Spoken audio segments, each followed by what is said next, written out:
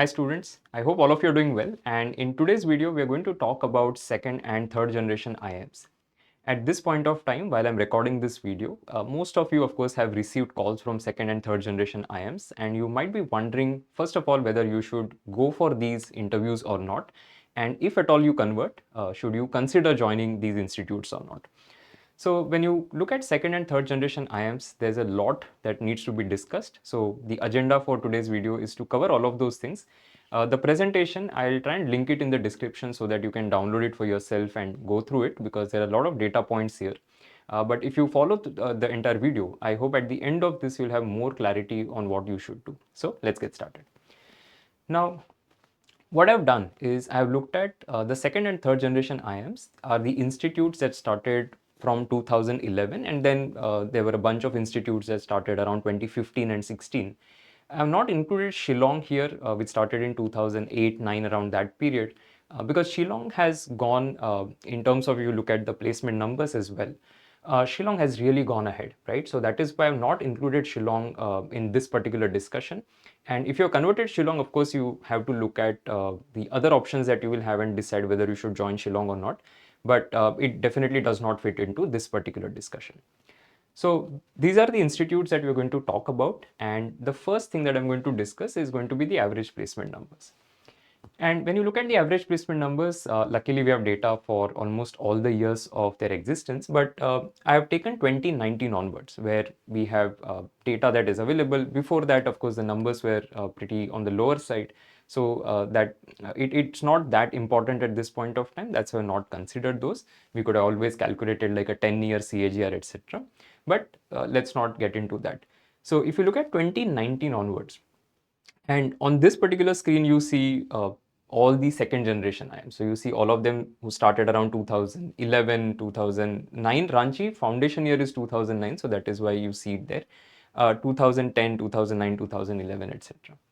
Now, all of these institutes, right, when you look at them, you will see that typically, if you look at what the placement numbers look like, you will see that most of them are in the 17 plus, 18 plus zone, right? So if you look at the last year's number, Trichy, for example, was 19, Udaipur was 17, a drop from the previous year. Then Ranchi, which is 19, Raipur 18 point something, Rohtak is 18 point something, and then you have Kashipur, which is 14 point something. Now, what I've done is I've taken a 6-year CAGR because I have not taken 5-year CAGR because that would have been from 2020 onwards, and that being the COVID year, a lot of placements got affected that year. So let's not consider that. But if you look at the 6-year CAGR, anything that is beating the inflation, right? So 5% plus, you can consider them to be growing at a reasonable rate. Of course, you can always look at like the inflation adjusted values and all of that. But just to use like a simple rule that you can apply is that anything that is more than 5%, you know that the growth has been decent. Of course, for third generation IIMs, you will notice that because they had the lower base to begin with, that low base effect is also going to be there, right? So don't only look at the CAGR that you see here. The CAGR I have mentioned because this is something that you will need at a later point of time to take to make a decision, and I'll talk about it as we progress. Okay, but here if you see, most of these IIMs have a good sizable batch as well. Most of them have batch sizes that are north of 300. If you consider all the programs put together, I think you're looking at somewhere around 4,600 seats, right? Now, some of them, of course, have good growth rate. Some of them don't have it. But as we progress, you will understand that that is not the only thing that you need to look at. Then comes the third generation of IIMs. Now, when you look at third generation, all of them started around 2015, 16, etc. So, Nagpur, Vizag, Amritsar, Jammu, Sambalpur, Bodh Gaya, and Sirmaur. Okay. Now, again, when you look at these numbers, some of them had really low base to begin with. So, you think of something like an IIM Jammu, which had like a 9 point something, or say a Bodh Gaya or a Sirmaur, which are about 10 and 9 in the year 2019, and from there on, of course, they have had decent growth. Some of them, Sirmaur, for example, has grown by 6.5% CAGR, but if you look at something like a Bodh Gaya, it's just about 3%, right? Now, the problem, of course, that some of these institutes obviously have is placing the huge batch size that they have, and it always becomes a challenge, especially when the economy is not doing that well. So if the scenario, the overall placement scenario is not great, some of these institutes will definitely get impacted. But also note that other B schools will also get impacted. So it's not that these are the only ones who will suffer. Now, at one of the places, which is Amritsar, I was not able to find the exact 25 number, but there was an RTI available using which this is a derived number. So, though you see a drop from 15, because they didn't release the average placement number. So, they released placement number for the top quartile. That's definitely not something that you can use, because the top quartile number was something like 19 point something, which would have, of course, changed the equation. So, that is why everywhere I've used averages. Only this is a derived number because the data was not available. So looking at the RTI responses, we calculated what the data would have been. So some of these IIMs are of course growing at a good CAGR. If you look at the 6-year number, look at something like a Nagpur, for example, has shown considerable improvement, 6.4% growth. Jammu is one which has really shown promise. So if you look at the CAGR is 9.3%, and it's not that they have a small batch size, right? All of these, if you look at them, are closer to 300, plus or minus 20, 40, 60 here and there. So Jammu definitely something that has shown promise. Even I would say something like a Sirmaur or a Sambalpur, they have grown, but then as I mentioned, they had low base to begin with. So that is why this number, you can't use it like a standalone number and say, okay, fine, this is what it is.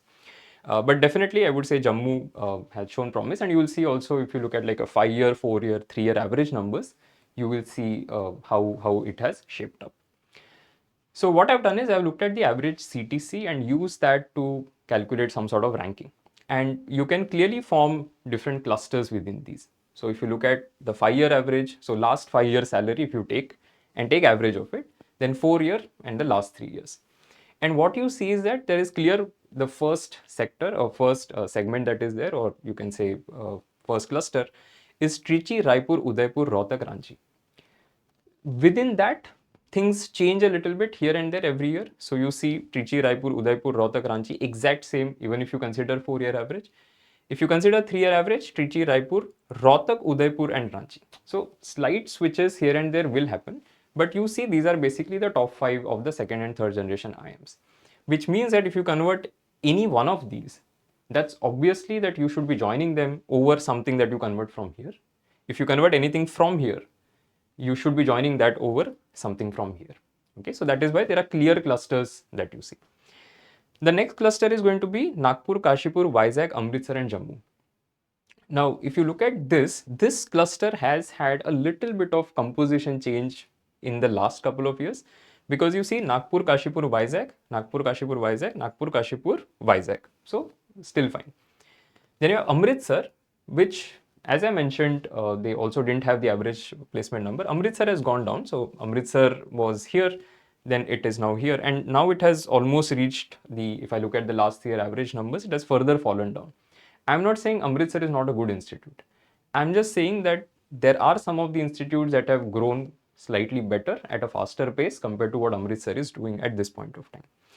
See, when you look at B school placement numbers, right, there are a whole lot of things that go in. When you look at CTC numbers, CTCs tend to be inflated, and because of the way CTCs are structured by most of the organizations that do hiring at B schools, B school unfortunately does not have a lot of say in how the companies actually have the CTC structuring. They will of course use that data to calculate the CTC numbers, and there are a lot of ways in which some of the B schools do calculations differently, and because of that the numbers might look different to you. So that is why I will not consider the exact numbers to two decimal place accuracy, etc. But I'll just say that there is some shift that is happening and you have to be aware of that. If you look at Jammu, for example, Jammu was 14.41 if you look at last 5-year average.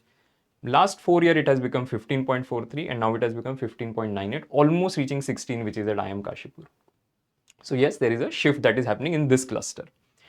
If you look at Sambalpur also has slightly gone up, but then because the numbers are very, very close to each other, I'm not going to worry too much about it. In fact, what we may have to do is we may have to create like a fourth cluster here, because there's a significant differential here. So Jammu, Vizag, very, very close to each other. So I end the cluster here and say, okay, now Sambalpur, Amritsar, Bodh Gaya, Sirmaur is now one cluster. You may really have to put all of them together, or maybe create like a mini cluster here, which is Sambalpur and Amritsar. And then there is another cluster, which is Bodh Gaya and Sirmaur. So if you are in Amritsar, Sambalpur, it's still a debate now. which at a point of time would not have been a debate. Amritsar was a clear winner ahead of Sambalpur, but now those lines are blurring. So this analysis is important because it tells you, okay, if I convert, then what should I do? And the CTC numbers are important is because they help you to take a decision. Now, is CTC everything? The answer to that is no. CTC, of course, is not everything. There are a whole lot of things that will come because you're doing an MBA from an IM. The tag itself will have a value and the long-term benefit that you will get out of it. But for some of you, the decision to join a second or a third generation IM might be a little tricky because of what you're earning or doing at this point of time or what your profile is. So we're going to discuss all of those questions in the next segment. But before that, just looking at these numbers, you cannot make a decision. You also have to look at, okay, what are the sectors or what are the domains in which the placements are happening? And is it something that when you look at changes your decision a little bit? Okay, so what I've done now is we have almost followed the same order that we had. But now what I've also added is, okay, what are the domains in which placements are happening? And why that is important is because within a cluster, you may have certain preference because at a particular campus, though the CTC is higher, the placements when you look at that particular domain are not so much, or the percentage of placements happen is not significant, which means that I may not want to go to it because either it is dominated by a particular domain in which I am not interested. So for example, when you look at Trichy, right, and again here also the problem is that with all the placement report, right, it's not consistent.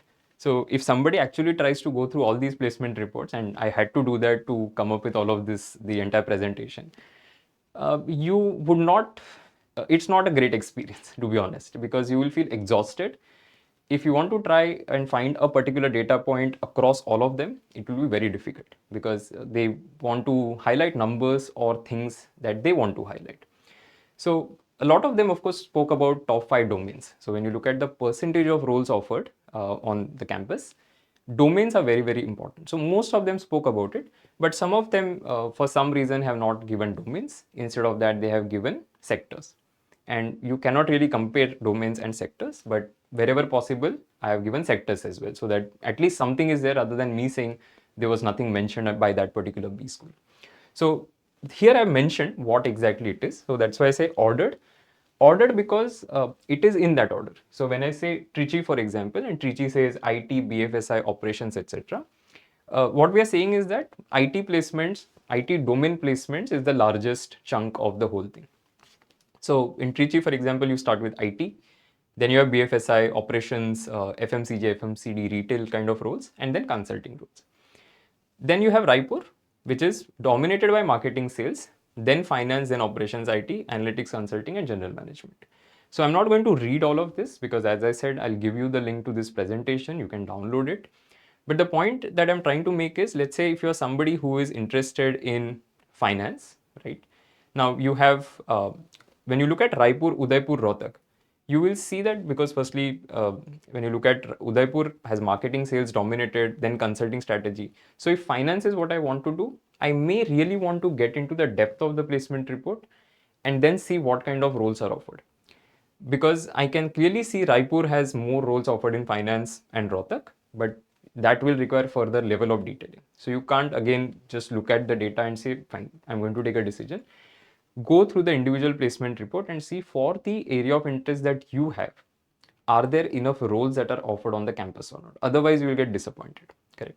So let's say somebody wants to go to consulting, right? The campuses that are more dominated by consulting is where you should be, rather than going to a campus where consulting does not even feature in top 5, and you will find some of them as well. So you have to look at the percentage of jobs offered on campus and the domains in which those jobs are offered. So for example, if you want to do analytics, right, Kashipur is a very good option because analytics is dominated there. But versus if I want to do, let's say, analytics at Nagpur, there are opportunities, but not as great as say general management or consulting opportunities that a Nagpur will offer. So this second level of detailing is very important that a lot of students miss out on. So again, not going to walk through the whole thing, but give you a presentation so you can check it out. Now the important question is, before we get into if you convert then what you should do and all of that, is some of you may be wondering, should I even bother? Should I even go to some of these interviews? My answer is very simple, that you should go for the process. There are three important reasons. Number one reason is that it will give you experience, real interview experience, that is always valuable. No matter whether it went well or it went bad, any interview that you take, you are going to learn from that interview. So that is why you will get good interview experience plus practice for some of the more important interviews that you may have. For example, your interview from a second or third generation IM might happen before, let's say, your IM Cal interview. And it will give you some insight, some learning that you can implement for your Cal interview, correct? So definitely useful. The second reason why you need to do this is because you need to create more options. See, ultimately you can decide that, okay, I don't want to join. But now at least you're creating options where you are in a position where you can say, okay, fine, I'm going to reject some of the B schools who have invited me to join them because I have better options, correct? So, but it should not happen that you don't have any options left at the end. And the third thing is, there's a quote, right, that you miss 100% of the shots that you don't take. So if you don't apply and if you don't go to any of these processes, obviously you're auto rejected. So you're not going to convert. You might as well go for these interviews, experience it, try and convert by giving your best. And after that, whatever happens, happens. You can decide that whether you want to join or you don't want to join, but at least you'll have more options to work with. Okay. So those were my thoughts on whether you should go for the interview process or not. Now let's say you go for the process and you convert. Now starts the more complicated part, because taking that decision, right, whether you should join or not, is going to be very tricky. And it's not as simple as, okay, it's not a black or white kind of a thing. There are multiple questions or decision questions that you'll have to ask yourself. And depending on whether the answer is more towards, okay, go for a retake for CAT 26 or do something else, or join this particular institute at this point of time. Okay, so we'll look at some of these decision questions. Of course, depending on individual cases, there could be more such questions. But right now, at least, let's think of questions that will bother to majority of the students. And at least I'm giving you a thought process that you can take home and look at it, so that once you have converted, you will be in a position to take a call. Or you can always come back to this video and watch it again if you want. So if you convert second and third generation IMs, and if you're a final year student or a 25 graduate, the first thing that you need to ask yourself is, do you have a good placement or job in hand? See, because if you have a good job currently, right, or if you're about to graduate in 26, you have a placement with you, it definitely puts you in a comfortable situation, which means that you can consider a CAT retake, right? You can go for a retake in 26. But if you don't have that, so let's say you're graduated in 25, you don't have any work experience, and now you're converted a second or a third generation IM. In that case, it is better that you join this institute. See, because let's understand that 4,600 odd seats, roughly, as I mentioned here, you are still in the top some percent of India's MBA aspirants or Indian MBAs, right? When you graduate, you still have an IM tag at the end of it. You may not be happy with some of the placement numbers that you saw, because there could be students who might say that I don't want to have a placement of 13, 14, 15 lakh, which is a fair thing to say. I'm not saying it's wrong. But then you have to understand whether the current variables that you have point you in a direction which is much, much higher than that. Because if they don't, then it is better that you take it up, because an MBA will be better than no MBA. Second, do you have a great undergrad brand on your profile? Let's say you're coming from an IIT, NIT, BITS, some of the really good engineering or other colleges at a local level. If you have a great brand that is recognizable, then you can consider a CAT retake. Okay. Why? Because that brand has a value. You want to further enhance that value. So if you are coming from, say, an IIT or a BITS, you may not want to go to some of these institutes. I'm not saying all of them, I'm saying some of them, because of the brand that you already have. So in that case, you can consider a retake. But if you don't have that, again, then you can look at the second and third generation IM that you have converted. Again, it's not that you have to answer one question. You have to basically answer all of these questions. And if there are any other additional questions, depending on your profile, and then if there are more answers coming yes, then you consider retake or doing something on this side. If there are more no's, then you consider joining the second and the third generation IMs. Then do you have a better non-IM convert with a brand legacy and average CTC, which is greater than that second or third generation IIM CTC. Okay. Now, if you already have other converts, maybe you have XLRI, maybe you convert IFT, maybe you convert an MDI or some other institute, which is a good brand and also offers average CTC, which is considerably better than these numbers. Now, why do I say greater? Is because marginal differences I'm not worried about. See, because if you look at, let's say you converted one institute which is a non-IM, gives you 16 average. There is an IM which gives you a 15.5 average. Does that mean you should go to non-IM? No. Because at 15.5, 16 difference is marginal. It's not going to make any difference because you can go to that 15.5 campus and still try and be the best student there and get the best job on campus, correct? So if you think of yourself that, okay, I'm going to be in the top quartile or top 50%, you will have better opportunities than 15.5. So factor all of those things in when you make that decision. If it is considerably higher, you have converted an IIM, a second or a third generation IIM which offers 15. Now you've converted a non-IIM which offers 20. Then obviously it makes sense to go to that non-IIM because it is significantly better. Next question, can you take the CAT again? Right? A very, very important consideration because some of you may have reached that stage where this was your second attempt or your third attempt, or there are some financial constraints or some other constraints in your family, etc., which means that you will not be able to take one more attempt at CAT.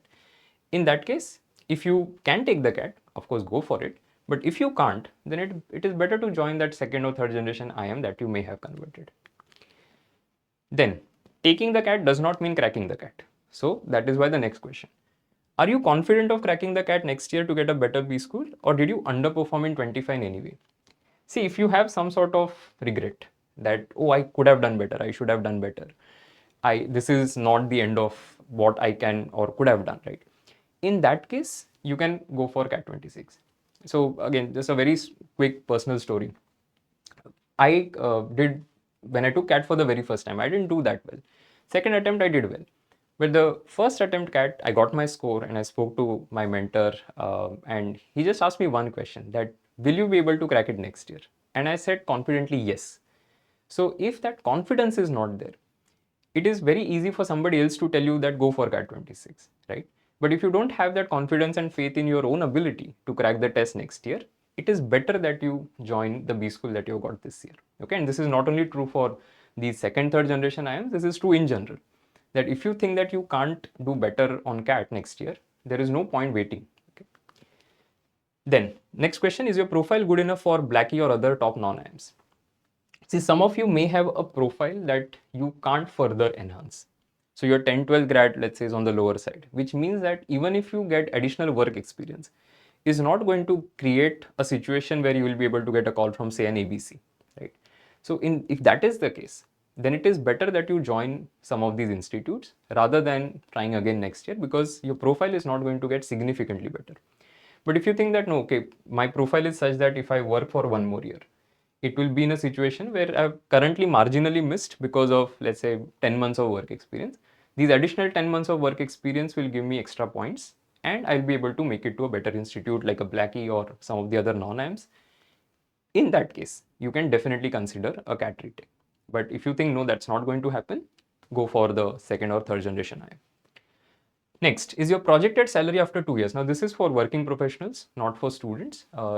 If your projected salary after 2 years, that is, at your current job, or if you're going to switch, let's say, is going to be significantly greater than the projected CTC at these second, third generation IIMs after 2 years. And that is why that CAGR is there. So I mentioned in the beginning, right, that I've given CAGR. Why? Because you use that for your calculation to make some projections. So let's say you see some of the IIMs have 6% CAGR. You have the current batch of 25, the salary figure. You use that and calculate, okay, where will it be, let's say, when you graduate in 2028. Now, if you have an existing job, or let's say you're going to switch your job, but you think that after 2 years, if I were to make some projections with, let's say, I don't know, let's say 8% kind of growth, I will be at a higher CTC than these institutes that are there. If that is the case, then it is better that you go for like a CAT retake so that you get into a significantly better institute where this equation reverses. But if you think no, that's not going to happen, then better to join some of these institutes. Then, will your current job or switch help you to strengthen profile further? As I mentioned, some of you may not have a job, and because of that, let's say you're not received a call. But if you think, no, let me work for a few more additional months, that will give me some points, or I have a job, and if I add one more year of experience, right, I'll be able to make a stronger case as to why I want to do an MBA. If that is the case, you can go for a CAT retake. But if that is not happening, better to join the institute that you have converted. And then, are you in a comfortable position? See, some students will have a lot of problems with respect to their profile. They may not be able to find a job at this point of time. They may be switching their profiles, because of which they are finding it difficult to find a job. There could be n number of things that can happen. So if you're currently in a situation which is comfortable, that okay, you are a good candidate, right? You have good communication skills, good academic record, lot of things working in your favor, you have reasonably good skills, expertise, access to network, knowledge, opportunities, whatever you want to call it. And in general, you have a career path that you can see for yourself for the next 1 or 2 years. In that case, go for a CAT retake, okay, so that you can try for a better institute. But if that is not there, if for whatever reasons there are a lot of issues and you don't have any clarity, it is still better to go here and explore. Because at least at the end of 2 years, you will be graduating from an IIM. Rather than you trying to figure out in the open market, okay, what should I be doing with my life? You are in a slightly protected environment in that case. Now, we discussed a lot of questions, but there could be some individual questions that you may have. And in that case, if you need any help, feel free to leave a comment. We'll be very happy to come back and help you with any questions that you may have. I can try and respond as soon as I can. But there are some additional pointers that I want to give. Okay. Now, in case your query was not discussed so far, you can definitely put it in the comment section. Some additional pointers, because students tend to look at a lot of these discussions that happen on social media platforms and what they see on YouTube, and then they take decisions in haste. But see, the point is that it's not a very simple decision. It's a very, very complex decision. And the first thing that you need to understand is that CTC is not everything. See, an institute can have a bad year, the way maybe, let's say, an Amritsar had last year, for example. Or in general, let's say the economy is not doing that well, which means that everybody is getting affected because of it. Because think of COVID, for example. There were people from IIT, IIM who were jobless, right? So it's not that everybody is safe or nobody is safe, right? You have to look at CTC and look at it as an indicator that, okay, what is happening last couple of years when I look at CTC? Is it moving? Is it not moving? Is it beating inflation and all of that? Even if it is not beating inflation, let's say, because you consider the value addition, right? And a lot of students, when you speak to them, they will tell you that MBA does a lot of value addition which you will not get otherwise. See, I'm not saying MBA is for everybody, but at the same time, I also know the ability of an MBA to change the career path for students. And that is why, if you need it, you should definitely go ahead and do it, right? Because that is going to be the most transformative experience that you will have. Knowledge, skills, network, opportunities, brand benefits that you will get, all of these are, these cannot be quantified, right? So lifetime career impact of MBA is very, very difficult to quantify. So now if you talk to somebody who graduated, let's say, from IIM Nagpur, right? Maybe let's say first or second batch of IIM Nagpur, and where they are at this point of time. And you will see that they had great career because of IIM Nagpur. If they had decided at that point of time that, okay, no, this is just the first year of Nagpur, I'm not going to join the institute, they would have been in some other situation. And again, we don't know what that situation would have been. But at least we know that, okay, this is their reality after, say, 5 years or 10 years of graduating from IIM, any of these IIMs that you talk about. The second is, some of you may be wondering, I didn't mention anything about opportunity cost and those detailed calculation, right, that people like to do. Oh, I'm earning 10 CTC right now. Then the MBA fees is so much. Then the average package is so much. And I sit and calculate the exact ROI and all of that. See, firstly, you should not be doing that. Now, the reason for that is everybody makes money in the long term. And those couple of lakhs of rupees here and there that you will see, I don't think you should be basing your decision on that. See, in the short term, some of you may feel the pinch of, okay, taking an education loan or arranging finances through whatever friends and whatever, but that is not going to be something that will impact you in the long term. Okay, so if you have to take a loan, You will be able to pay it off at some point of time, and you will make money post that or even during that period. So don't overthink this, and definitely don't decide to not go for an interview because of this. So don't say that, okay, I've calculated the exact ROI and it is less than 1. By the way, it will be less than 1 for a lot of institutes. So if you try and do the same calculation for all other B schools, you will see that for majority of them, the immediate ROI might be less than 1. And it will not make sense on paper then. And in that case, if that had been true, most students would not have done an MBA. Correct? So don't do that because everybody makes money in the long term. Some, of course, get there sooner, some will get there later, but that's okay. I mean, we are never going to win the comparison game, right? Then ROI calculations are flawed, as I mentioned. The long-term ROI of any education, and this is my favorite point, that can anybody tell me the exact ROI of your schooling or exact ROI of your 11, 12 standard education or your college days that you had? Can you put a number to it? My answer is no. And the reason for that is you should go and talk to somebody who does not have education, right? So the ROI of any education, in my view at least, is always going to be positive. So you will never be able to quantify it exactly, and that is why there's no need to do that. But of course, the numbers are important. I'm not saying they're not important, especially for those of you who are working professionals and already earning or are projected to earn more than what these second and third generation IIMs have to offer. And that is the only place where I would say there is a debate that is possible. Otherwise, it's a no-brainer that it's better to do an MBA than not doing it. And finally, there's no way to accurately sort of visualize what if scenarios. I mean, as I said, right, somebody who joined, let's say, Nagpur, IIM Nagpur, say 5 years back, when it was still like nascent, right? There is no way for that person also to sit and think, oh, what my life would have been had I not joined IIM Nagpur. I can't imagine that. So that is why you can't do that exactly. You will not be able to exactly say that, okay, I'm going to take it next year, I'm going to get this percentile, and I'm going to join a certain IIM. No, you work with some faith, correct?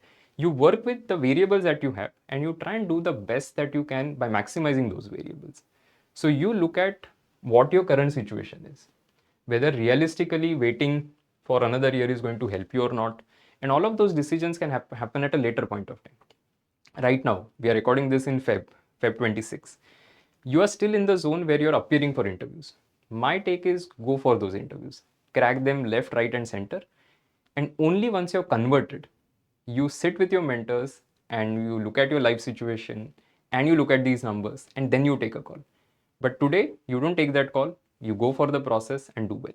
So that was my agenda behind doing this particular video, to help you break away from that narrative that you keep hearing that you should not join second and third generation IIMs. Understand who is making that statement. For all you know, that person is coming from a pedigree that that will put that person in a blackie. And for such people, it will be very easy to say that, okay, some institute is not that great. And you should not pay attention to all of these statements that you hear. You have to do your own research. You have to look at yourself, your life situation, what you can potentially do or not do if you decide to join or not join any of these IIMs. And it's a very complicated decision. But I hope I've given you something that you can take home, sit with it, think about what you can do, and hopefully apply these learnings. Okay, so if you need any help, feel free to put a comment, and I hope you have enjoyed the video, you liked the video. We decided to make a detailed video because we had done a video on IIT's admission process, and there were a lot of comments as to we expected some sort of analysis. So we have tried to do that, learn from those comments that we got. So hope you have benefited from this, and if you have any questions, then let me know. Thank you so much for watching. Wish all of you all the best. I'll see you soon.